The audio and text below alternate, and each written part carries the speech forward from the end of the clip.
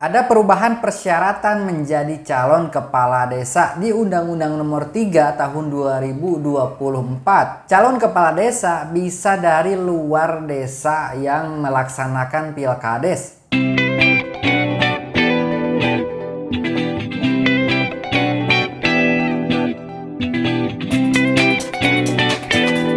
Assalamualaikum warahmatullahi wabarakatuh. Selamat siang sobat semua, salam sejahtera. Kembali lagi di channelnya seputar informasi desa. Apakah ada yang sudah tahu nanti untuk persyaratan calon kepala desa itu ada perubahan ya di Undang-Undang Nomor 6 Tahun 2014 dengan Undang-Undang yang hasil revisi Nomor 3 Tahun 2024. Nah, salah satu poin yang menjadi persyaratan yang dihilangkan di Undang-Undang Nomor 3 ini adalah calon kepala desa itu terdaftar sebagai penduduk dan bertempat tinggal di desa setempat paling kurang 1 tahun sebelum pendaftaran. Nah, ini dihilangkan ya di Undang-Undang yang hasil revisi. Di pasal 33 Undang-Undang hasil revisi ada 12 poin persyaratan untuk menjadi calon kepala desa. Oke, kita akan bahas. Calon kepala desa ini wajib memenuhi persyaratan. Yang pertama itu atau poin A ini adalah warga negara Indonesia. Nah, jadi kalau kemarin itu banyak yang bertanya gimana kalau dari luar desa untuk mencalonkan. Nah, kemarin itu banyak ya kasus-kasus yang mencalonkan diri menjadi kepala desa tetapi di luar dari desa tersebut. Nah, itu diperbolehkan ya asal warga negara Indonesia, dan kemarin mungkin sangat alot jadi PT UN dan ini berhasil dimenangkan. Jadi untuk persyaratan calon kepala desa itu bisa dari luar desa. Nah, yang kedua atau poin B, bertakwa kepada Tuhan Yang Maha Esa. Poin C, memegang teguh dan mengamalkan Pancasila, melaksanakan Undang-Undang Dasar Negara Republik Indonesia tahun 1945, serta mempertahankan dan memelihara keutuhan negara, kesatuan Republik Indonesia dan Bhinneka Tunggal Ika. Nah, nantinya ini ada surat pernyataan ya atau surat fakta integritas di sini ya yang ditandatangani di atas meterai. Oke, di poin D, berpendidikan paling rendah sekolah tamat menengah pertama atau sederajat. Nah, di sini ini tidak berubah ya. Jadi pendidikan paling rendah itu SMP atau SMPN atau sederajat ya. Nah, di sini jadi kalau perangkat desa itu SMA sederajat, sedangkan kepala desa ini SMP atau sederajat ya. Mungkin saja nantinya kalau ada perubahan lagi bisa saja nantinya untuk kepala desa itu harusnya itu lebih atas ya atau sama dengan perangkat desa itu SMA.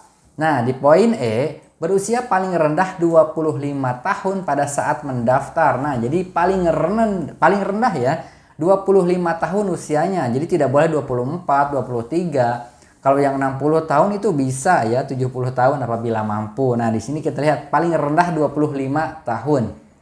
Poin F, bersedia dicalonkan menjadi kepala desa. Itu sudah pasti ya. Poin G, tidak sedang menjalani hukuman pidana penjara. Masa yang di penjara harus mencalonkan, itu tidak boleh ya. Jadi tidak sedang menjalani hukuman ya sobat. Nah, di poin H, tidak pernah dijatuhi pidana penjara berdasarkan putusan pengadilan yang telah mempunyai kekuatan hukum tetap karena melakukan tindak pidana yang diancam dengan pidana penjara paling singkat 5 tahun atau lebih, kecuali 5 tahun setelah selesai menjalani pidana penjara dan mengumumkan secara jujur dan terbuka kepada publik bahwa yang bersangkutan pernah dipidana serta bukan sebagai pelaku kejahatan berulang-ulang. Nah, jadi kalau di sini kita lihat ini paling singkat ini 5 tahun ya. Nah, ini bisa mencalonkan, dan apabila mau mencalonkan ini harus mengumumkan secara jujur ya. Jadi dan terbuka kepada publik bahwa yang bersangkutan tidak pernah dipidana serta bukan sebagai pelaku kejahatan yang berulang-ulang. Nah, jadi tidak hanya sekali melakukannya ya. Jadi itu harus diumumkan secara terbuka di publik ya. Oke, di poin I, tidak sedang dicabut hak pilihnya sesuai dengan putusan pengadilan yang telah mempunyai kekuatan hukum tetap. Oke, jadi tidak sedang dicabut haknya ya. Poin J, berbadan sehat. Udah pasti, masa yang sakit harus mencalonkan, nantinya gimana dong. Nah, di poin K, tidak pernah sebagai kepala desa selama 2 kali masa jabatan. Oke, di sini banyak polemik ya. Kenapa yang sudah 2 kali masa jabatan itu masih bisa ya ini di awal-awal ya.